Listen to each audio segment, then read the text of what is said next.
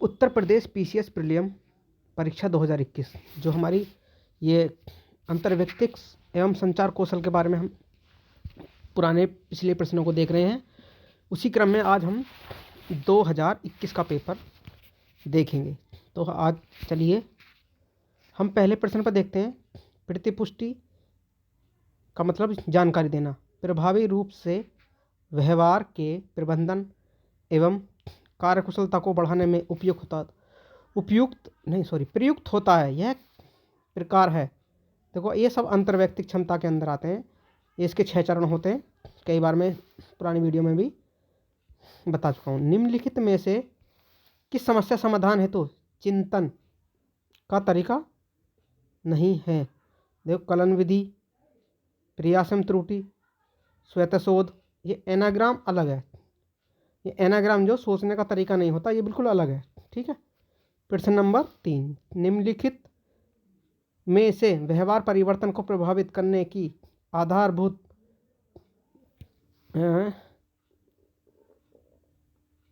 Which one the following basic method of effective behaviour change. निम्नलिखित में से व्यवहार परिवर्तन को प्रभावित करने की आधारभूत प्रविधि कौन सी है? इसकी आधारभूत प्रविधि प्रश्न नंबर कौन सा है? प्रश्न नंबर 3। कम्युनिकेशन, रिकॉर्डिंग, ऑप्टिमल, इष्टतम, लयबद्ध। इसका प्रथम है, पहला ही है। हाँ पहला ही है। अगर हम अगला प्रश्न देखें, समस्या समाधान प्रक्रिया अनिवार्य रूप से एक भ्रमण है। समस्या समाधान प्रक्रिया अनिवार्य रूप से एक भ्रमण है समस्या परिक्षेत्र के माध्यम से। पारस्परिक लेन देन में संप्रेषण मॉडल के अनुसार लोगों के अंतःक्रिया सहकालिक अंतःक्रिया कहलाती है। देखो हम सिर्फ प्रश्नों को देख रहे हैं एक बार सरसरी निगाहों से, बाकी हम ज़्यादा इनके एक्सप्लेन नहीं कर रहे हैं। और अगर परीक्षा के दिनों में हम इतना ही कर लेते हैं, ये भी हमारे लिए काफ़ी होता है। लगभग आधे क्वेश्चन हमारे ठीक होने की संभावना रहती है। निम्नलिखित में से कौन सा समस्या समाधान में विभाजित करो और जीतो रणनीति का एक संस्करण है? सादृश्यता, प्रयत्न एवं त्रुटि, साधन, साध्य विश्लेषण, मीन्स ऑफ एनालिसिस। हाँ यही है इसका, means of analysis. C option होगा इसका। आप लो इसकी व्याख्या देख लो। प्रश्न नंबर 7, यदि कोई व्यक्ति किसी समस्या का समाधान अपने पूर्व अनुभव के आधार पर करने का प्रयत्न कर, पूर्व अनुभव तो पूर्व मानसिक विन्यास मेंटल सेट के आधार पर करता है वो। ठीक है। और निम्नलिखित में से कौन सा पराभाषा लैंग्वेज में सम्मिलित नहीं है? पराभाषा पैरा लैंग्वेज जो होती है, जो अंतःक्रिया होती है वो, हाँ मौखिक अंतःक्रिया। देखो फिर आ गया ये। वह संप्रेषण जो कि संगठन का समय बचाता है, पार्श्विक लेटरल पार्श्विक संप्रेषण। ठीक है। हाँ क्योंकि ये जो होता है एक संगठन बिल्कुल संगठनात्मक होता है, जो पार्श्व संचार बोलते हैं इसे। तो ये आपने कई बार क्वेश्चन देख लिया होगा। देखो 9वां क्वेश्चन ऐसे रिपीट हो रहा है बार बार। 10वां, संचार प्रभावी होगा यदि वह तत्काल प्राप्त किया जाए। अगर संचार तत्काल प्राप्त किया जाएगा तो बिल्कुल प्रभावी होगा। कोई भी संचार, कोई तुम्हें आवाज़ मारने लगे, कोई आवाज़ देने लगे, अगर तुमने 1 घंटे बाद सुनी, पता चला तुम्हारे मतलब की बात थी और तुमने तुरंत सुन ली तो तुम्हें फ़ायदा होगा, और नहीं सुनी तो नुकसान होना है। समस्या पर निद्रा एक प्रकार है उद्भवन का। समस्या पर निद्रा एक प्रकार है उद्भवन का। संप्रेषण प्रक्रिया में सूचना को जानबूझकर हेरफेर करना, ये तो फिल्टरिंग बोलते हैं इसे।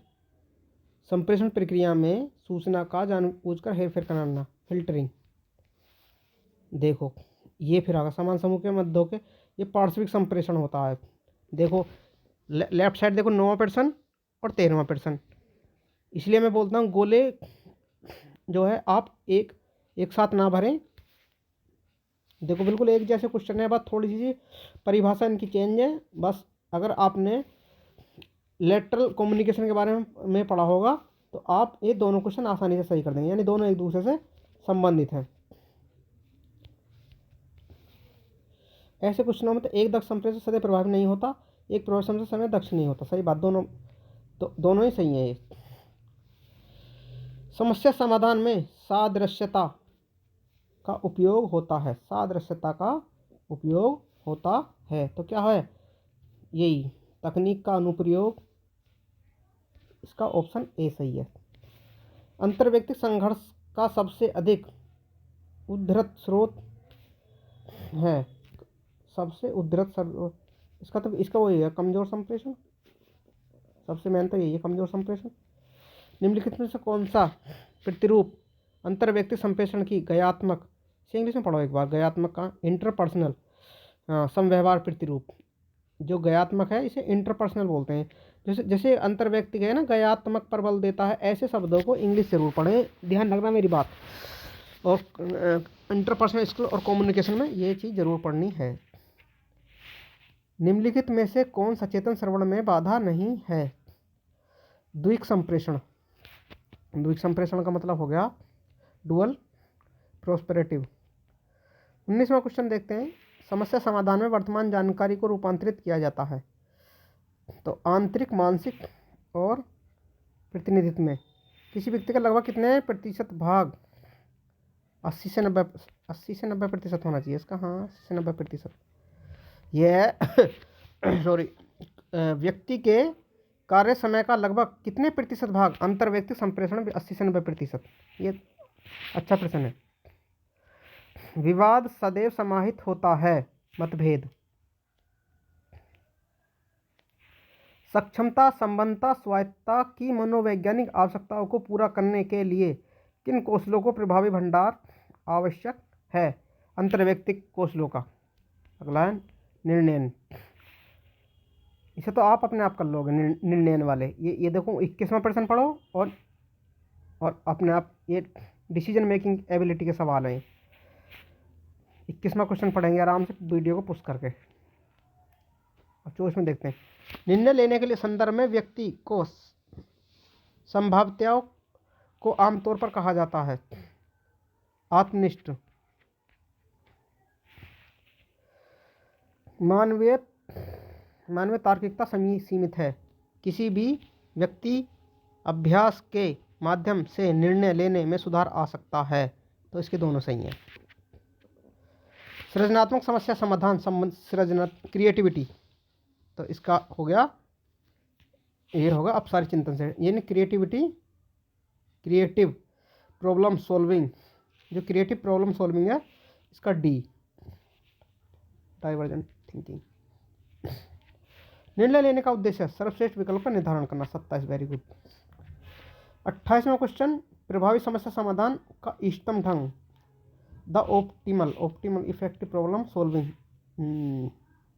तो पारंपरिक एवं गैर पारंपरिक चिंतन को संतुलित करना। बस ये इसके कुल देखो 2021 में हमारे इसके 28 प्रश्न आए हैं। तो ऐसा नहीं है कि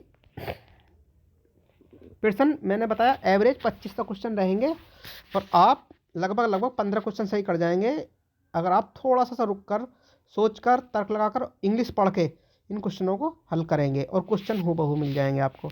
तो मिलते हैं हम अगले पेपर में, जो हमारा आने वाला पेपर होगा 2022 का। तो तब तक के लिए धन्यवाद।